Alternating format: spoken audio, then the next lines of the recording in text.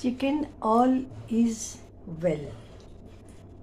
All is well তার অনেকগুলি কারণ আছে। দেখতে পাচ্ছেন এখানে কতগুলি সবজি, গাজর, বিনস, টুকরো পেঁয়াজ আর সাদা পেঁয়াজ। এইটা আপনার এই চিকেনটাকে একটা সুন্দর পর্যায়ে নিয়ে যাবে। চিকেনটাকে কী করেছেন তো, কোনো বাটার নয়, কোনো অলিভ অয়েল নয়, সিম্পল সর্ষের তেল, হলুদ, আদা, রসুন, একটা লাল পেঁয়াজকে টুকরো করে দিয়েছি, দেখতে পাচ্ছেন মোটা মোটাভাবে, দেখুন মোটা মোটাভাবে লাল পেঁয়াজকে দেখতে পাচ্ছেন। আর লঙ্কার গুঁড়ো বেশিরভাগ আমি এটা মানে সবাই আজকাল ঝাল খুব একটা খেতে চায় না, বা অল্প ঝাল হিসাবে দিয়েছি।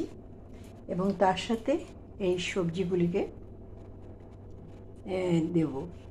আর এই সাদা পেঁয়াজ দুটোকে কী করবো জানেন তো, এটাই এই চিকেনটার স্পেশালিটি।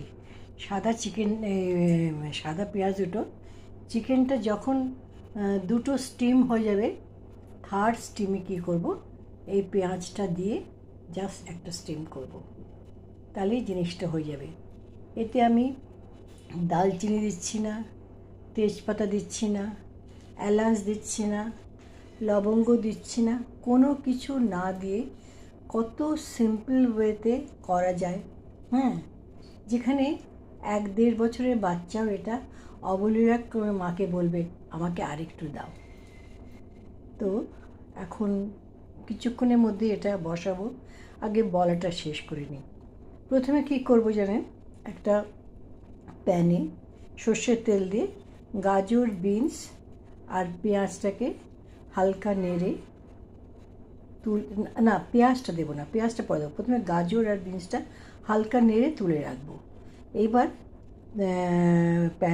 আমি প্যানেই করবো, আমি প্যানে রান্নাটা পছন্দ করি। পেঁয়াজটা নাড়াচাড়া করে তারপর চিকেনটা দিয়ে দেবো।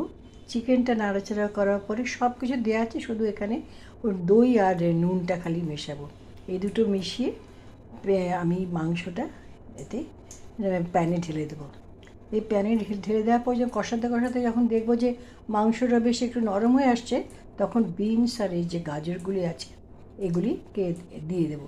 দিয়ে দুটো স্টিম মারার পরে করবো কি, যখন স্টিমটা একদম বেরিয়ে যাবে, তখন কুকারটা প্রেশার প্যানটা খুলে যাবে, তখন এই দুটো পেঁয়াজ দিয়ে ফুটিয়ে একটু দেশি ঘি দিয়ে নামিয়ে